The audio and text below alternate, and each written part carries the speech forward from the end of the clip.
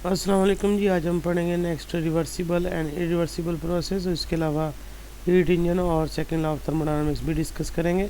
Reversible process वो होता है जिसको एग्जैक्टली रिवर्स ऑर्डर में रिट्रेस किया जा सके और इन जो इन्वायरमेंट है उसके अंदर कोई चेंज प्रोड्यूस ना हो उसकी वजह से।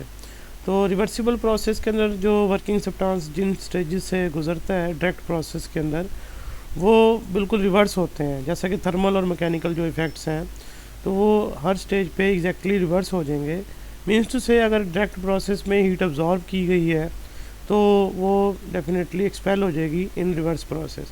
और अगर सिस्टम के ऊपर वर्क किया गया है डायरेक्ट प्रोसेस के अंदर तो सिस्टम जो है ना वो वर्क करेगा इन रिवर्स प्रोसेस। तो इस तरह वर्किंग सब्सटेंस जो है ना वो अपनी ओरिजिनल जो कंडीशंस होती हैं उन पे वापस जो है ना वो चला जाता है। तो ये प्रोसेस फिर रिवर्सिबल प्रोसेस बन जाता है। तो पहले दो लाइनों में डेफिनेशन है, reversible process is one which can be retraced in exactly reverse order without producing any change in the surrounding. फिर वो जो मैकेनिकल और थर्मल इफेक्ट्स है वो मैंने आपको बताया कि वो रिवर्स हो जाते हैं जो रिवर्सिबल प्रोसेस के अंदर। जो डायरेक्ट प्रोसेस में होंगे उसका बिल्कुल रिवर्स होगा। उसके बाद ये है कि सिस्टम जो है ना वो अपनी इनिशियल कंडीशन पे चला जाएगा। तो कुछ इवेंट्स हैं जो कि सिस्टम को पहले यानी इनिशियल कंडीशन पे ले आते हैं, तो उस सक्सेशन ऑफ इवेंट्स कहते हैं उनको। और ये पूरा एक साइकिल बनता है तो जिसमें हर चेंज जो है वो रिवर्सिबल होता है। तो succession of events which bring the system back to its initial condition is called cycle. A reversible cycle is the one in which all the changes are reversible. तो इसे साइकिल कहते हैं क्योंकि साइकिल में जो सिस्टम है वो वापस अपनी इनिशियल कंडीशन पे आ जाता है और जितनी चेंजेस आती हैं वो सारी रिवर्सिबल होती हैं। अब दूसरी चीज़ ये है कि एक्चुअल लाइफ के अंदर कोई भी जो चेंज है वो कम्प्लीटली रिवर्सिबल नहीं होता, लेकिन कुछ प्रोसेस हैं जैसे लिक्विफिकेशन है, इवेपोरेशन है, ये स्लोली अगर परफॉर्म किए जाए तो डेफिनेटली ये रिवर्सिबल पॉसिबल हैं ये।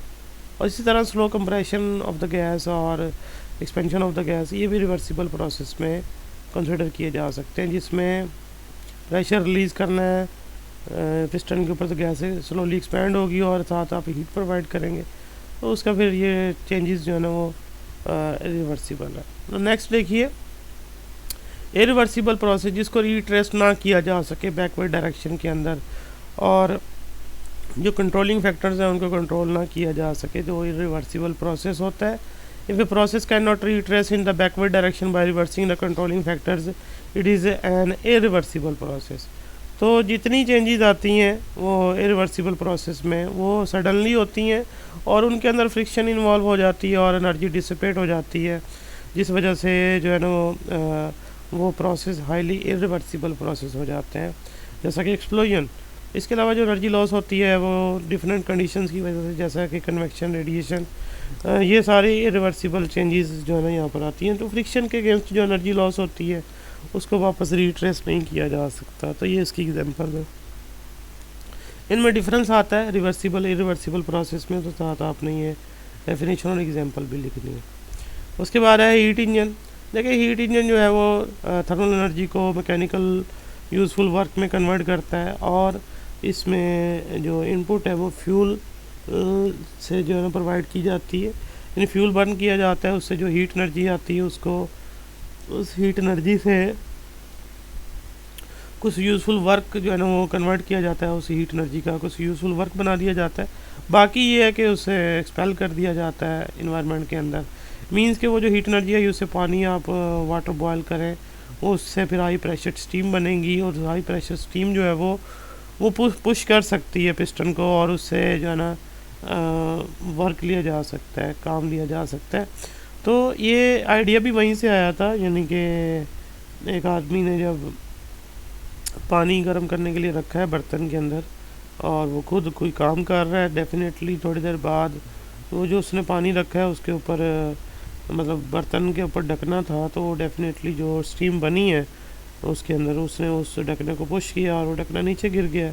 उस आदमी ने ये चीज़ देखी है, तो मतलब कि जो स्टीम है वो पुश कर सकती है चीज़ों को।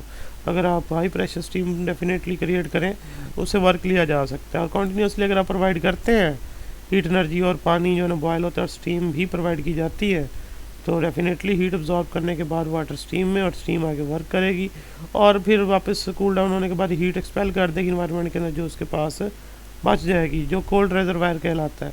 यानी जहाँ से हीट एनर्जी आप देंगे वो सोर्स होगा, सोर्स हॉट रेजरवायर, और जहाँ वो एक्सपेल होगी हीट वापस, उसे हम कोल्ड रेजरवायर यानी कि एटमॉस्फेयर कहते हैं। एवरीडे लाइफ में तो जो भी आप इंजन यूज़ करते हैं उसने जो हीट एक्सपेल करनी है वो एनवायरनमेंट में करनी। जैसे अब सिंपली बाइक आप यूज़ करते हैं, उसमें पेट्रोल हम यूज़ करते हैं इनपुट के तौर पे, यानी जो केमिकल एनर्जी है वो प्रोवाइड की गई, उसमें ये होगा बर्निंग प्रोसेस होगा, हीट एनर्जी प्रोड्यूस होगी, उस हीट एनर्जी से वर्क लिया जाएगा, लेकिन सारी हीट एनर्जी वर्क में कन्वर्ट नहीं होती, उसका कुछ पोर्शन इन्वायरमेंट में एक्सपेल हो जाता है और ख़ुद जो इंजन है उसके पार्ट्स हीटअप हो जाते हैं, वो हीट भी बाद में एनवायरनमेंट में ही एक्सपेल होती है, तो वो कोल्ड रेजरवायर के तौर पे काम करता है।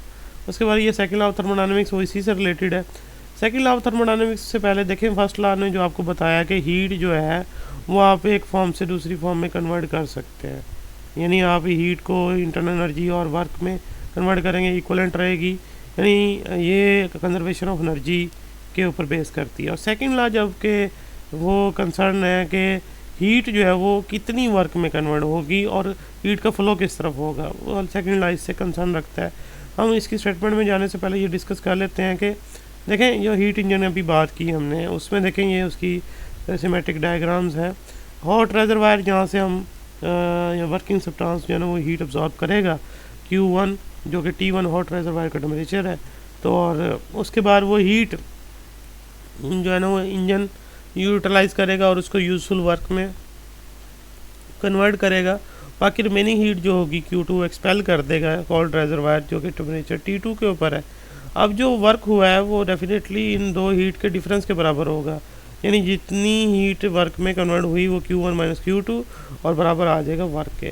तो जितना वर्क किया है उसे हीट इंजन ने, यानी जितनी हीट को कन्वर्ट किया है यूज़फुल वर्क में, वो यहाँ से आप कैलकुलेट कर सकते हैं। इसी तरह जो पेट्रोल है, पेट्रोल इंजन है और डीजल इंजन है, वो भी कोई 100% एफिशिएंसी नहीं, बल्कि वो भी इसी लॉ पे काम करते हैं। यानी कि जो पेट्रोल इंजन की बात करें वो रफली 25% और डीजल इंजन जो है वो 35 से 40% तक जो है ना वो हीट को यूज़फुल वर्क में कन्वर्ट कर पाते हैं, और बाकी का वो इन्वायरमेंट में एक्सपेल कर देते हैं in the form of sound and heat. और सेकंड लॉ ऑफ थर्मोडायनामिक्स जो है वो उसकी ये स्टेटमेंट यहाँ पर देखिए, लॉर्ड केल्विन की स्टेटमेंट है, फिर एंड पे भी आएगी इन टर्म ऑफ एंट्रोपी, वो भी देखेंगे।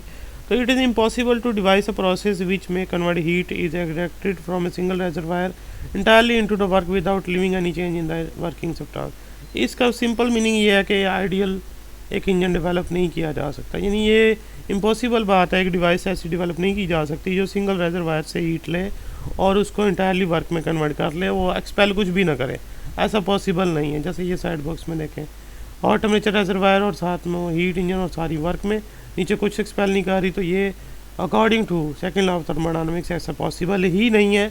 100% एफिशिएंसी किसी भी सिस्टम की पॉसिबल नहीं है। जैसा कि हमारे एनवायरनमेंट में देखें बहुत सारी एनर्जी मौजूद है, लेकिन उसको हम यूज़फुल वर्क में कन्वर्ट ही नहीं कर सकते क्योंकि सिंक मौजूद नहीं है। जब तक दो रेजरवायर नहीं होंगे, एक हाई टेम्परेचर और एक लो टेम्परेचर, हीट फ्लो नहीं करेगी फ्रॉम हाई टू लो, तब तक आप उसे यूज़फुल वर्क में कन्वर्ट नहीं कर सकते। और दूसरा, वो जो हॉट रेजरवायर से आप एनर्जी लेंगे उसको इंटायरली आप वर्क में भी कन्वर्ट नहीं कर सकते, उसका कुछ हिस्सा जो है ना एक्सपेल होगा कोल्ड रेजरवायर के अंदर। जैसा कि ओशन है, हमारा अर्थ के ऊपर बहुत सारा पानी मौजूद है, उसके अंदर उससे आप एनर्जी हासिल कर सकते हैं, लेकिन वही बात आ गई, वो सोर्स तो है लेकिन सिंक नहीं है उसके लिए भी, तो इसलिए विदाउट सिंक जो है ना आप जो है ना वो वर्क नहीं ले सकते या एनर्जी को यूज़फुल वर्क में कन्वर्ट नहीं कर सकते। इसी तरह अब नेक्स्ट जो है वो फिर पढ़ेंगे कार्नोट इंजन, जिसके अंदर आइडिया दिया गया है कि एक इंजन को कैसे डेवलप किया जा सकता है, और उसमें एफिशिएंसी भी उसकी कैलकुलेट की गई है और उसका थ्योरम भी एक्सप्लेन किया गया है। तो सेकंड लॉ का आपने याद रखना है कि आइडियल जो इंजन है वो नहीं डेवलप किया जा सकता जो इंटायरली यानी ये एक रेजरवायर से हीट अब्जॉर्ब करे और उसको कम्प्लीटली कन्वर्ट कर दे यूज़फुल वर्क में, ऐसा पॉसिबल नहीं है। जब तक सिंक नहीं होगा सोर्स और सिंक का टेम्परेचर डिफरेंस नहीं होगा, हीट फ्लो नहीं करेगी और उसके बाद ही उसको यूज़फुल वर्क में कन्वर्ट किया जा सकेगा। नेक्स्ट फिर इंशाल्लाह कार नॉट इंजन पढ़ेंगे।